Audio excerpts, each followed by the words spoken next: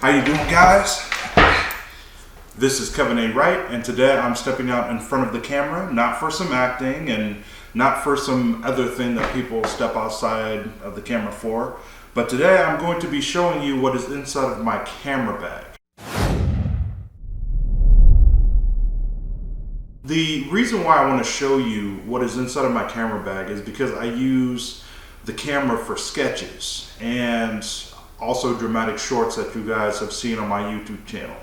And I've been getting some questions asked about what type of camera I use and the accessories that go along with it.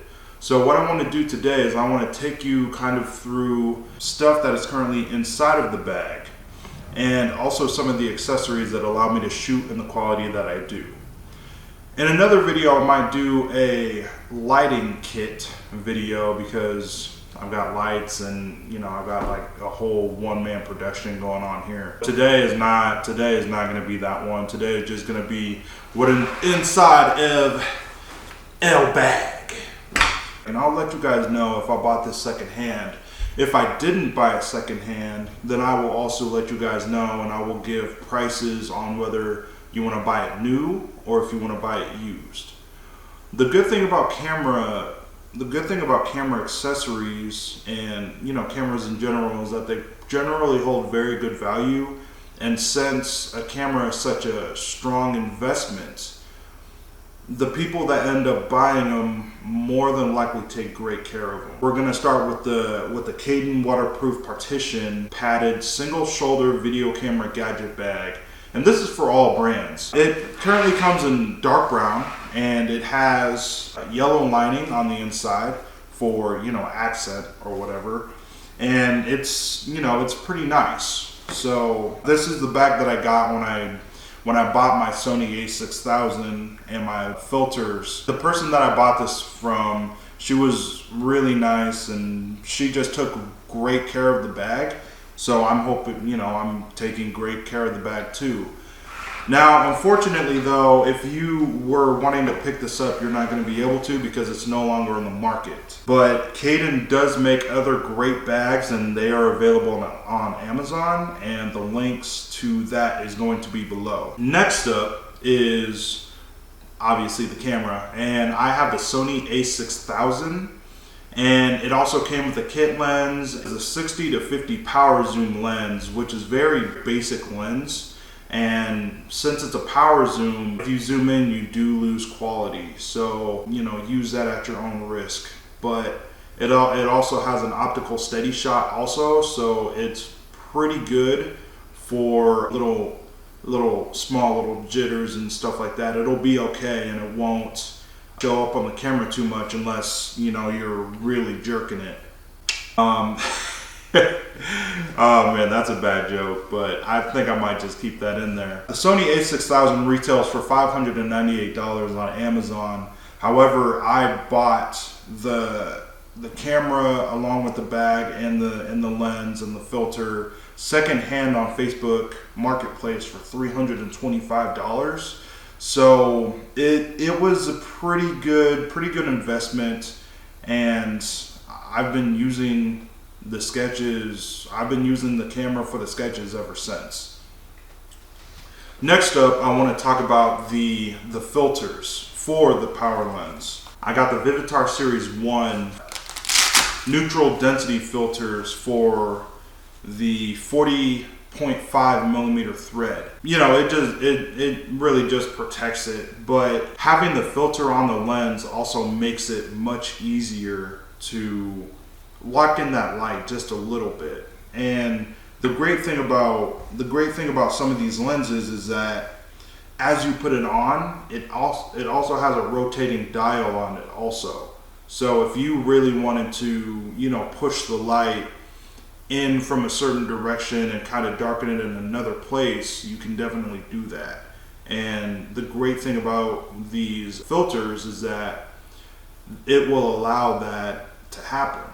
So I only got 4 pieces and one of them's cracked, so that's unfortunate. I still found it to be a pretty great investment for when I was outside and I needed to kind of not have the background so blown out. Next, what I want to talk about is the Sony 50mm f1.8 prime portrait lens, and this is for the E-mount. The great thing about this lens is that you can really push in, and it just gives a really great bokehing effect, or I guess they call it bokeh. It basically blurriness for people that are thinking about getting into cinematography, videography, or acting, and you just want to do some self-tapes. But this lens is the first lens that I bought brand new. It's a beautiful lens. It's like, this is when people want to push in and get some over-the-shoulder coverage. This is my first lens that I go to. I'm just blown away by the quality. This is a substantial upgrade from the kit lens, and it's incredible. It's like, I cannot say enough good things about this lens, because this lens is a complete light and day difference from the kit lens. So it retails for $273, which is quite incredible for a lens such as this. However, I bought it from Best Buy for $274, so naturally they added on a little bit of tax. So Sony also sells a full mount variation of this lens for like their Sony A7 series or A9s, and it goes for $224, which is quite incredible also. So you can either go with this one, or you can go with the FE 50 mount lens, and I mean, you're still going to get quite a quality boost. Next, and I actually don't have it in my bag because I'm shooting on it right now, is the Sony 35mm f1.8 prime lens. And on Amazon it retails for $423, which is quite the price jump for a lens. However, I ended up buying it from another photographer for $300 on Facebook. Obviously, I went and checked it out and tested it and everything, and the 35mm is also quite the quality boost also. So coupling the 35mm with the 50mm, and you've got it. You know what I'm saying? Like, you can use a 35mm for the establishing shot, and you can use 50mm for over the shoulder or just like super close punch-ins. It's quite incredible. Now, something about the 35mm though is the guy had a neutral density UV filter on it, so I've just kept the filter on that camera. Next up, and I'm actually shooting on this also right now because it's connected to the hot shoe mount on the camera, is the Sony ECMXY STIM stereo microphone. Now, part of the reason why I wanted to get this microphone is because when I was shooting with Fake Tyree, who is a good friend of mine, a little name drop, it's the echoes were horrible, especially in the new apartment. These have high ceilings, so the sound waves travel farther, and it's like just the acoustics are just not that good, if I'm being completely honest. So buying the microphone, it allowed me to really lock in that sound for a little bit more crispy sound. So hopefully it comes out good, and hopefully it comes out good in the video, because this is the first video that I'm shooting on it with. So guys, if the audio quality isn't that good, comment down below and just let me know so that I can, tinker with it in post. Oh, I also forgot while I'm rambling. This retails on Amazon for $109. I paid tax on it, and it came out to be about $115 to $117. It's still quite the good investment. Next up is the Vivitar 7-piece 40.5 millimeter filter set that includes 3 PC filters and 4 PC close-up filters. I didn't mean to buy this. I actually meant to buy the 49 millimeter variant for the 35 and the 50 millimeters. So I'm kind of kicking myself right now, but it wasn't too expensive. It was only $22.99 on Amazon. So I'm still pretty okay with it. I just kind of wish that I would have paid a little bit more attention to it before I bought it with the microphone. I'd show it to you, but it's currently on its way right now. So, if I'm being honest, I'm probably not going to use it. But if I ever use the kit lens again for anything, it would be quite the upgrade from the filter set that I used before. Because I bought the wrong filter set, before I recorded this, I actually sat down and I looked up another filter set for the 35 and the 50 millimeter lens that both have a 49 millimeter thread.